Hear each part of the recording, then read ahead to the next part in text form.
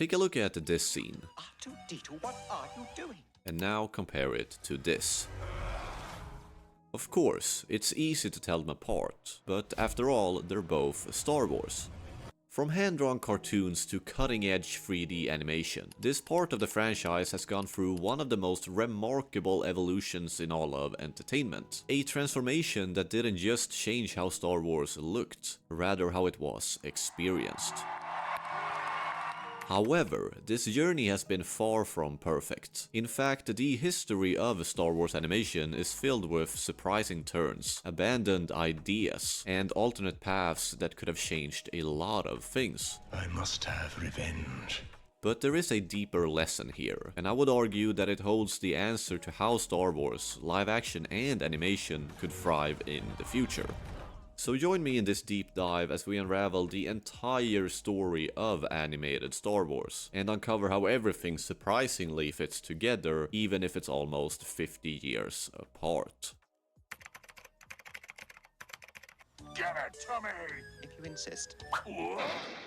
After the ending of what would become the original trilogy, in 1985 George Lucas chose to release two animated series called Droids and Ewoks. They were hand-drawn, deliberately light-hearted, and very clearly aimed at a younger audience, and yet they still stand as the first official step into Star Wars animation. But for all of you hardcore fans, don't you think I skipped over the iconic holiday special? Because buried inside that 1978 broadcast between episode 4 and 5, we actually got the very first glimpse of Star Wars animation and of Boba Fett. I am Boba Fett. The ship you seek is nearby. It came in what is now called the story of the faithful Wookiee, where he faces off against a strange, towering creature in a style unlike anything we had seen at the time. But they had created a costume and sent us a film. It was on 16mm black and white film of a guy walking around a garden in LA somewhere. This is a rangefinder? Is this what this is here? This tilts down here. We used that movie footage in order to design and finalize the design of Boba Fett. I have the serum. We must leave quickly, friend. It was very futuristic, it was very fantastical in many ways, but in many ways it was totally grounded. So that's what we chose to move forward with the design of the Star Wars cartoon. You can still find it today in the vintage section of Disney+, just like both Droids and Ewoks. The shows from 1985 eventually ran for 2 seasons each, but to be honest, they were never anything groundbreaking. They were simple, often very playful, and more distant side stories than anything truly connected to the main saga. We thought we would be doing more of a Star Wars type show, but it didn't turn out that way, so we tried to concentrate on other elements. And this kind of criticism is something George Lucas would continue to face for years when it came to animation, but everything will start to fall into place as we get into the more modern stuff. That was impressive. As you probably gathered, the first truly memorable shift in this medium doesn't happen here. Instead, we jump almost 20 years into the future. The year is 2003, and this show can actually also be found in the vintage section of Disney+. We kind of start the Clone War in one episode, we end it in the next episode, but we never actually see the war. Released just a year and a half after Attack of the Clones, the first batch of the 2D Star Wars The Clone Wars stories were never intended to be anything significant. They originally were supposed to be commercials. Lucasfilm themselves, they decided that they would be a little longer, so they became longer episodes. By doing the animated series, it was a great opportunity to fill in some of the blanks in the middle, where you get to deal with the adventures of the war and all the things that went on during the war. I got a phone call that George wanted to talk to me, and they had this idea because they wanted to do more, but he wanted it to tie in directly into episode 3. In the end, 20 short episodes and 5 longer ones were created, each following different perspectives from across the Clone Wars. Made by animation legend Genndy Tartakovsky, who's behind shows like Primal, Samurai Jack, and Dexter's Lab, the series explores the world of Star Wars from a very unique artistic angle. And so it was kind of important to us to create a style where it spoke true of Star Wars and related to it, but it also had its own visual point of view.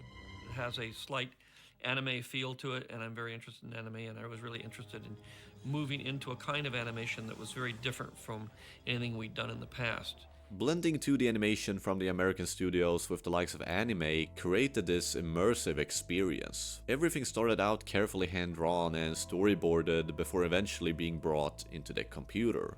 Draw the pose, sometimes in different layers to come in. And then here underneath is I've got my whole storyboard of all the fight poses. And beyond it being extremely good looking, with so much great action and fighting scenes, the show also manages to have a lot of heart and deeper themes, especially in those last 5 episodes that really tie things together with Revenge of the Sith.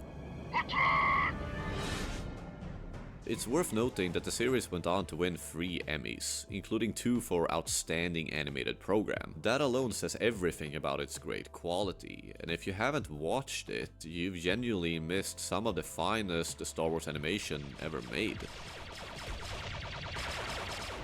Despite it sadly not being canon anymore, I challenge you to think of this show as we move further into this animated journey, and you will realize how much of an inspiration it has been, both in story ideas, use of certain characters, and how everything is framed. Funnily enough, its captivating fight choreography also feels surprisingly close to what we're now seeing in the new Maul Shadow Lord series, an interesting connection that definitely deserves its own deeper look later in the video. But for now, it's time to move into the next era. And this one wouldn't be quite as well received, at least not in the beginning.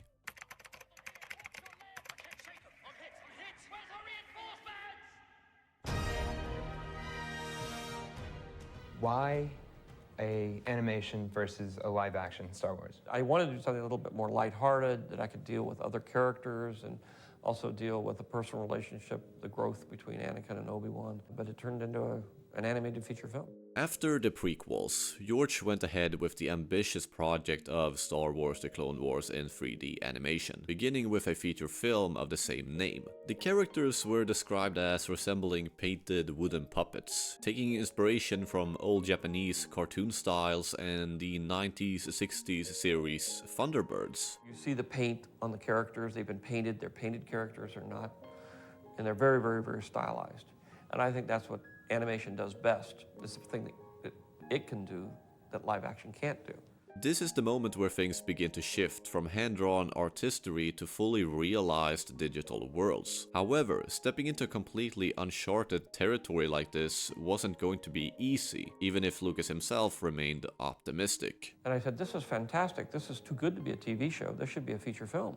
In retrospect, it's pretty widely agreed upon that the movie fell short, both in its animation and its writing. The most common criticism was that it didn't feel like a true feature film, but more like a rushed compilation of a few episodes stitched together. And it didn't exactly help that they chose to introduce a Padawan for Anakin, who at the time came across as pretty annoying. You're stuck with me, Sky Guy.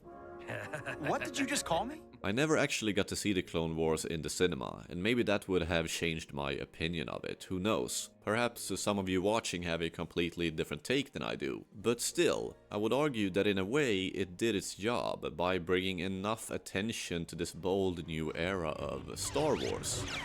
Your training has come a long way, boy. Season 1 of the series continued down a similar path. Inconsistent, often childish storytelling, with mostly standalone episodes that felt a bit all over the place. Shoot him! Behind the scenes, George Lucas and his team were still experimenting with the music, the episodic tone, and even the animation itself. Some of those old scenes, looking back, it's kind of wild that they were even considered okay. And when you compare them to what came just a few years later, the difference is honestly mind-blowing. We must have drove you crazy in the beginning with what we didn't know, and the big difference was how patient George was at teaching us all these things about film. Yet these early episodes did something very important. It challenged the audience to trust the series, enduring entire stories centered around the bad lightning, the stupid Jar Jar, or the divisive Ahsoka. That wasn't so tough. That was just the first wave. As a reward, the loyal viewers quite quickly began to see the series improve, and I would say that Season 2, Episode 5, called Landing at Point Rain, is a pretty symbolic moment for Clone Wars as a whole, showcasing a great storyline and some brilliant action sequences with camera shots that actually looked cinematic. We took a bunch of stock footage and footage from movies that he had and literally cut that episode together out of live action footage, and that's why the pace of it feels so fast. And up until that point, we hadn't really done anything like that in animation. Good thing those bugs can't aim. After going through a lot of behind-the-scenes footage, it's no surprise that The Clone Wars, which aired on Cartoon Network at the time, felt like a show built on trial and error. Every week you came back not really knowing what you would get, but that unpredictability almost became part of its charm. At the same time, despite its inconsistency, it had some major strengths. It offered a more nuanced look at the Jedi Order and the politics of the war. It continued the path Genndy Tartakovsky had started by treating the clones as real individuals, and used its serialized format to introduce some of the most iconic characters in the franchise. Son, I wouldn't be so hasty if I were you. When Season 3 rolled around, I at least was fully invested, yet I had no idea how good or significant the series actually would become, and what role it would play in the future. We weren't making this for television. We were making it for the big screen. I said, think of this as a feature. Everything about it, the style, attention to detail, the lighting, everything is done at a feature level, even though it's going on television. A weird thing about Clone Wars was that episodes could air in the wrong order. The first story chronologically is actually episode 16 of season 2 called Cat and Mouse, and some episodes in the third season should in reality be in the first. I know it's very confusing, and if you actually know why they chose to do this, comment below, I'm really curious. But the reason I bring it up is because right in the middle of season 3, this happened.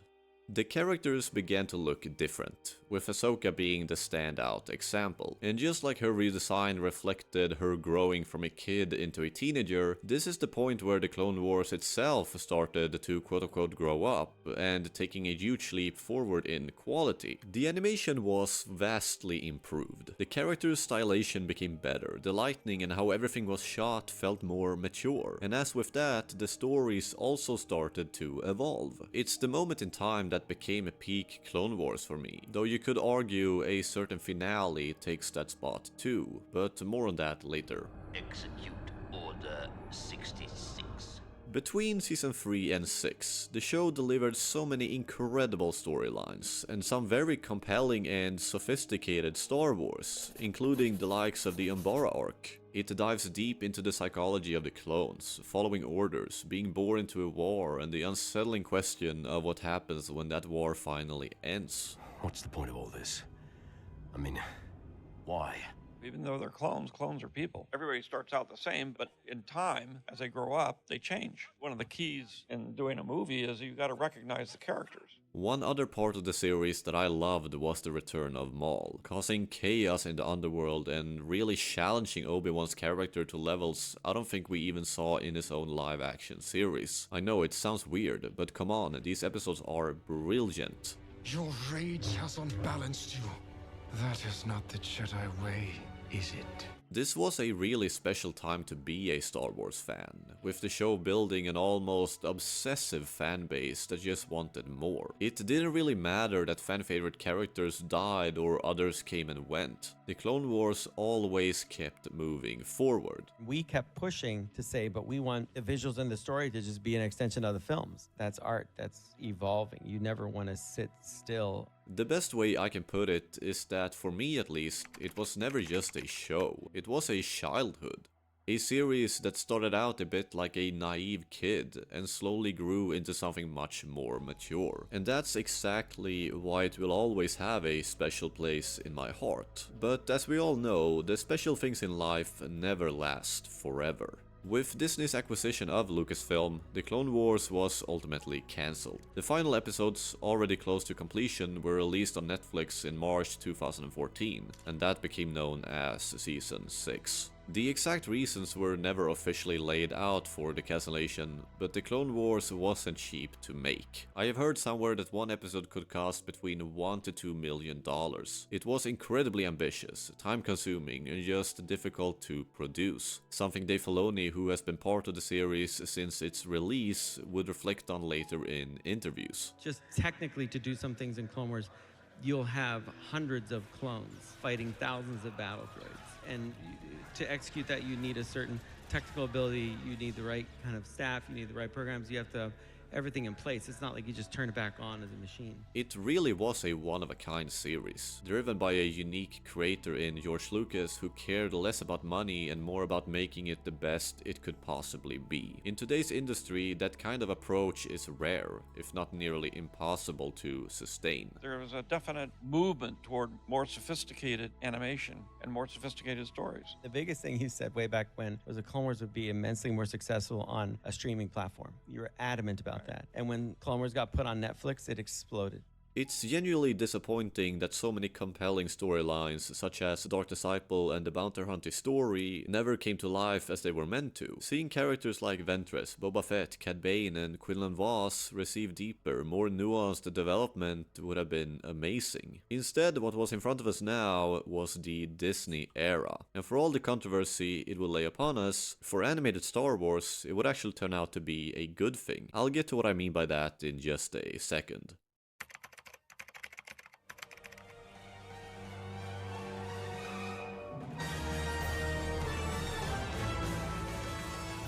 One of the first projects Disney chose to release was the animated series called Star Wars Rebels. One of the main things that our show is about, and I'm talking about over seasons, is we're going to show how the Rebel Alliance came to be. Set a couple of years before the original movie, Rebels was very different from the Clone Wars. The story was a bit more focused, centered around a core group of characters, and it was a bit more playful, once again clearly aimed at a slightly younger audience. Even visually, it had a different feel. The style was closer to the classics, like droids from 1985, and it also took inspiration from the original days. This visual language is now open to us. And very directly, what Ralph McQuarrie was doing is now open to us in a way that we could never exploit on Clone Wars. What if these paintings just pop them off and suddenly get dimension and the same type of camera work that you see in the original films? George Lucas was gone, and Dave Filoni had stepped into a more prominent role in the animation side of Lucasfilm, and perhaps that was reflected on screen. The show itself had the same problems as early seasons of Clone Wars, with inconsistency, and a silly tone to it that I think put a few people off. Oh, he's in the ship all right. But given these circumstances, I'd still call Rebels a good series, at least for half of its run. If you're into that era of Star Wars, or more character-driven stories about what it really means to be a Jedi and a family, it's definitely worth your time. And if you look at fan reception, it seems like a lot of people very much enjoyed it. There's such good vibes around Star Wars in general. I think people are primed for excitement. They're seeing characters they like return. It's just amazing. There's nothing to compare in all my years of Lucasfilm. They are ramping this up in a really exciting way that any fan has got to check out. If you have not checked into this show yet, you have got to check into this. Characters like Ahsoka, Captain Rex, and Maul, who had become staples of the animated side of the franchise, also made their return. But for me personally, it never quite felt the same as before, and I always found myself most drawn to the Ghost Crew. They were new, original characters, and Kanan, Sabine, and Hera are still incredibly beloved today, and of course Ezra and Seb too, not to mention Chopper. Around the later seasons of the show, other animated projects also began to be seen. Forces of Destiny was a small 2D YouTube series that followed the women of Star Wars. It aired between 2017 and 2018 and was actually meant to focus on smaller character-driven moments in the Star Wars canon. I don't know if it's considered that today, and someone from the comments will probably help me out here. We also got the Star Wars Resistance, set in the sequel era. In a similar way, it was aimed at a more kid-friendly audience, even more so than Rebels. But it still had some interesting moments, like the episode that runs alongside General Huck's famous speech in The Force Awakens. In a system far from here, the new republic lies to the galaxy! That's pretty much all I remember. Sorry, Resistance fans. To summarize these early Disney Star Wars years, they established a very important theme that would continue right up to today. More shows, more perspectives, and a wider range of visual and technical styles. And even if they didn't reach the heights of the Clone Wars, Rebels, especially in its first and final season, delivered some genuinely great Star Wars.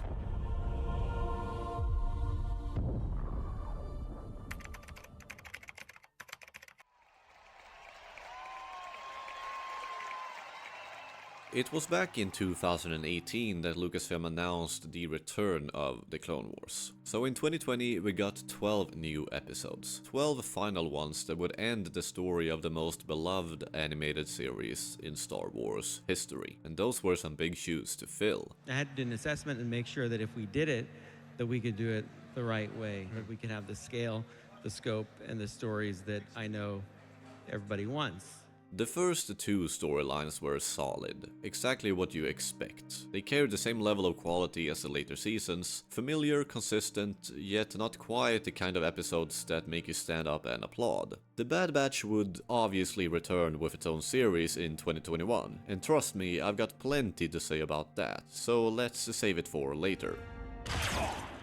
But in April, when the episode titled Old Friends Not Forgotten was airing, something had changed. It started with the red text at the beginning. Suddenly we were seeing animated moments lifted straight out of Revenge of the Sith. The visuals looked even sharper, more refined than ever before, and that's when it all clicked. We were about to see what was happening during episode 3. So the attack on Mandalore was approved? No, it's Coruscant. Grievous has attacked the capital. I wonder. Be upon us. The Siege of Mandalore stands out as a true achievement, the magnum opus of what animated storytelling could achieve. It plays like a movie. Everything about this arc feels top tier. The storytelling is sharp, the pacing is deliberate, and the animation reaches its absolute peak. It represents a tragic celebration of everything the Clone Wars built over the years. Characters like Ahsoka, Maul, and Rex take center stage, each of them pushed to their breaking points, their journeys colliding with the larger chaos unfolding around them.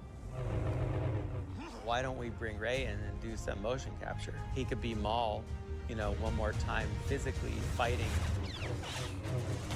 So when we see Maul fighting, it's gonna be really Maul fighting. The duel between Ahsoka and Maul is symbolic from so many different perspectives, and the motion capture choreography really gives it the quality it deserves, adding yet another layer to the animation. The last two episodes have so many feelings to it. You just don't want it to end, and at the same time, watching the events of Order 66 unfold on screen is genuinely heartbreaking. I also want to take a moment to highlight the music of these episodes and the series as a whole, largely composed by Kevin Kiner, someone who's gone to shape the sound of multiple Star Wars projects since, and honestly, he still doesn't get the recognition he truly deserves. I don't think I say enough. Kevin Kiner's music, it's just phenomenal in the finale. I mean, it's phenomenal all the time, but no more so than wrapping up this ending. Every time that he and I have gone into the ending of a series now, and we've got to do it twice, I just think he and his team have hit a home run. Looking back, it's almost unbelievable how well they managed to tie everything together without ever coming across as cheap or out of place. The way they honor the clones with a quiet memorial before cutting to the haunting final shot with Vader walking away, leaving the broken Ahsoka-inspired painted helmet behind in the snow, it sticks with you. When people say a picture is worth 1,000 words, this is exactly what they mean.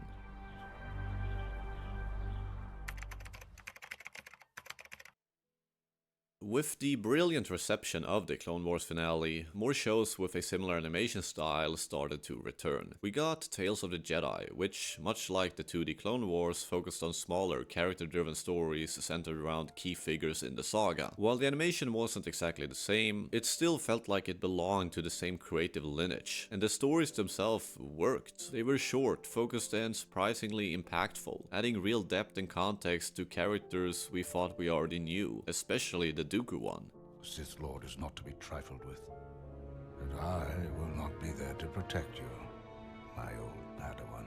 Tales of the Jedi was so fun the first time, I decided to do some more. Tales of the Jedi feels like it captures that spirit best. While the Empire and the Underworld one are fun, they just don't quite land on the same level for me personally. However, there's another Clone Wars inspired series that I think a lot more people should give a chance, and that's The Bad Batch. The Separatist leadership has collapsed. The war is over. Just like I said.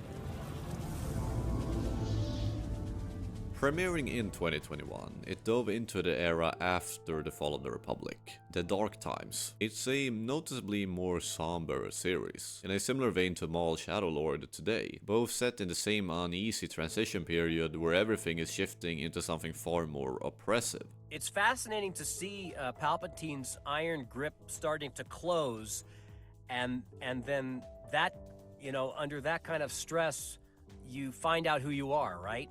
Following Clone Wars 99, we once again saw the animation continue to evolve, and so did the writing. And this might be a bit controversial for some Clone Wars fans, but I'd argue that The Bad Batch actually pushes into more mature storytelling overall. It gets surprisingly complex at times, especially with Crosshair, digging deeper into ideas first raised in the arcs like Umbara about following the Empire's evil orders, morality, and of course, family. We're soldiers. We do what needs to be done. My favorite episode was The Outpost. That one really hit me the deepest. I'll see to it you meet a similar fate, clone. While the series does introduce new characters like Omega and Dr. Hemlock, at its core it remains focused on the Bad Batch themselves. And in many ways it feels like a final, fitting, tragic chapter for the clones as characters. When I compare it to what the 2008 movie presented, it's mind-blowing to see the difference, and there is a sense of pride in witnessing what I cherished from the past still thriving today. Without spoiling how it ends, I'd say it delivers a fitting conclusion to its 3-season run, and honestly it was complete. Like this style of animation had done what it set out to do, and that the clones' story had been told in a satisfying way. We make our own decisions, our own choices. And we have to live with them too. At this point, we needed something different, something fresh, and that's exactly what came next. But before we move into the Maul series, there are a few other projects from the same period that are worth quickly mentioning. We have Star Wars Visions, which stands out as a really unique and experimental series, bringing together animated short stories from different studios and cultures around the world. It's not canon, and it doesn't try to be. Instead, it leans fully into creative freedom, letting each studio reinterpret Star Wars in its own style, tone, and visual language. What? Then there is more kids stuff, clearly inspired from cartoons back in the day, like Young Jedi Adventures, the Galaxy ones, all the LEGO series and movies. It even has its own holiday special. And then we have whatever this is. Okay, let's finally talk about Maul Shadowlord, and my honest opinion about it. Maul Shadowlord takes place, I would say, in the time after Clone Wars, in the years after Clone Wars, when the Empire's really taken over, but it hasn't locked down the entire galaxy yet. Maul. What first struck me when seeing the trailer for this series was of course the new kind of animation. It builds on the foundation laid by the Clone Wars, but pushes it further. It's more distinct, more fluid, almost leaning into an anime influence that frames action and emotion. We are using the chunky brush strokes, we have beautiful matte paintings, and we even have hidden in there some practical photography. I almost don't want to tell you where. In many ways, it perfectly represents how far this side of Star Wars has come. What begun as a simple hand-drawn side projects and George Lucas' early experimentation with bringing the Clone Wars to life has slowly evolved into something much more refined. A space where all of those different styles, techniques, and eras are no longer separate, but combined and elevated into something stronger. I wanted this more chaotic, painterly edge that would be very Maul. And so even the lightsabers aren't like perfect. They're a bit, chewed up and stuff. It has the style of those early Genndy Tartakovsky designs, and it has the darker tone of the later Clone Wars. And that's what makes this animated era so interesting. It's not just about nostalgia or callbacks anymore. It's about refinement, taking everything that worked before and using it to build something better. I always have in mind what George and I wanted Clone Wars to look like in the beginning, and the technology just wasn't there to do it, but we were always striving for it. We actually found ways, Athena found ways to make the show less expensive while making it better looking, which is a win all around. That evolution is still going. Animation has firmly become one of the defining pillars of Star Wars storytelling. Not an experiment on the side, but a core part of what Star Wars is. And therein lies the lesson, that to evolve you need to try new things, with new characters and new techniques. What computer animation can do now versus when we started, it's night and day. It's so different. However, I still think Lucasfilm should push things even further, take bigger risks, create new characters, explore new time periods, because if everything stays in the same familiar space, it all starts to blur together. And that's a feeling I do get, at least a little, with this new Maul series. It looks incredible, it's well paced, well written, yet at times it also feels like we've been here before. A bit like I mentioned with The Bad Batch. It's great, but it doesn't always have that original tone to it. What do you guys think about the Maul series? Would you rather see something completely fresh and new instead? Let me know in the comments, and while you're there, drop your favorite era of Star Wars animation as well. I'm really curious to see where you all stand in this question. If you like this style of video, you will definitely enjoy this one. Thank you for sticking until the end, and bye bye.